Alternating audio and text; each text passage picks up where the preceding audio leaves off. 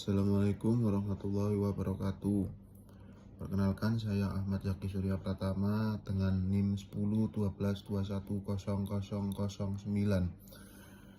Di sini saya akan mempresentasikan terkait hasil pengerjaan saya terhadap UTS yang sudah diberikan mata kuliah manajemen pemasaran jasa. Untuk yang pertama yaitu ada beberapa model yang ada untuk gap atau kesenjangan. Berdasarkan model yang ada, bagaimana cara mengatasi kesenjangan atau gap yang ada. Gap satu atau kesenjangan pertama yaitu gap antara harapan pelanggan dan persepsi manajemen terhadap harapan tersebut. Cara mengatasinya bagaimana? Cara mengatasinya yaitu kita harus melakukan riset pasar secara rutin agar tidak ada salah persepsi antara pelanggan dan manajemen. Yang kedua yaitu kembangkan sistem feedback pelanggan. Jadi kita juga harus memberikan feedback kepada pelanggan supaya mereka juga tetap setia pada loyalitasnya terjaga. Tingkatkan komunikasi antara frontliner dan manajemen. Gap yang kedua, gap antara persepsi manajemen dan spesifikasi kualitas layanan. Cara mengatasinya yaitu libatkan manajemen dalam merancang layanan. Kembangkan SOP, standar operating procedure yang jelas. Yang ketiga yaitu pastikan sumber daya tersedia sesuai kebutuhan. Jadi kita harus selalu melakukan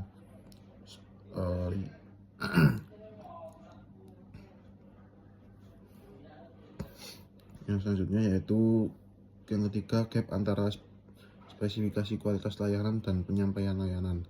Cara mengatasinya yaitu kita harus melakukan pelatihan karyawan secara berkala agar meningkatkan kualitas karyawan itu tadi. Tingkatkan motivasi dan budaya kerja yang berkualitas. Menggunakan teknologi untuk meningkatkan efisiensi biaya.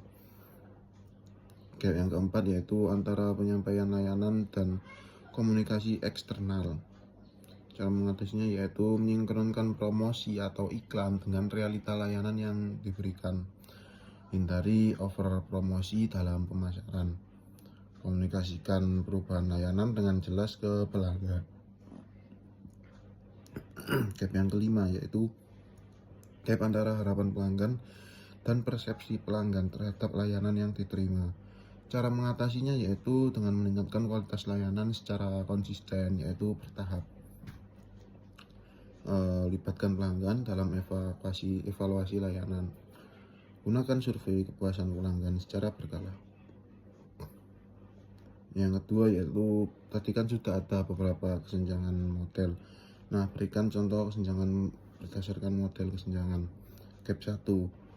Pelanggan berharap layanan cepat, tetapi tim manajemen tidak menyadari bahwa kecepatan sangat penting bagi pelanggan karena tidak pernah melakukan riset dan survei. Gap yang kedua yaitu contohnya manajemen tahu pelanggan ingin layanan cepat, tetapi tidak ada SOP atau standar operasional waktu pelayanan yang jelas. Yang gap kedua yaitu ada standar operasional prosedur pelayanan cepat, tapi staf tidak cukup terlatih atau jumlahnya kurang sehingga pelayanan tetap lambat. Yang gap keempat yaitu iklan menyatakan layanan cepat 10 menit, tapi kenyataannya pelanggan harus menunggu 30 menit. Itu berarti sama aja tidak sinkron ya. Gap yang kelima yaitu pelanggan merasa layanan lambat dan tidak sesuai harapan, meskipun menurut perusahaan sudah memenuhi standar. Yang kedua yaitu analisis terkait pemasaran atau marketing mix dari Pandora Jewelry. Siapa sih nggak tahu Pandora Jewelry ya kan? Yang pertama yaitu terkait ini marketing mix 7B ya. Yang pertama terkait produk. Pandora itu menawarkan perhiasan dengan kualitas tinggi seperti gelang, kalung, cincin, dan anting yang bisa dikostumisasi. Artinya bisa sesuai request pelanggan. Produk andalannya adalah eham bracelet yang bisa disesuaikan dengan selera pelanggan. Hal itu yang bisa dikustomisasi. Yang kedua yaitu price atau harga.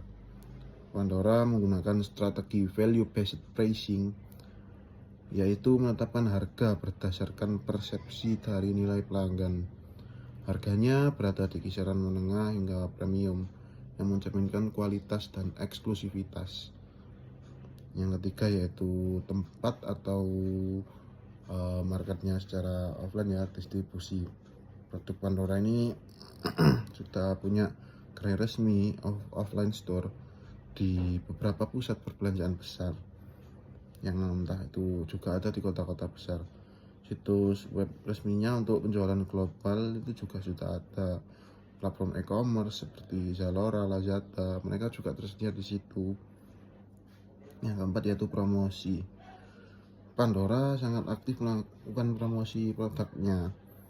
Mereka selalu melakukan kampanye digital di media sosial seperti Instagram, Facebook, TikTok, kolaborasi dengan selebriti dan influencer, penawaran musibah yang menarik seperti diskon hari Natal, hari Valentine, atau hari Ibu, atau hari Raya mungkin ya.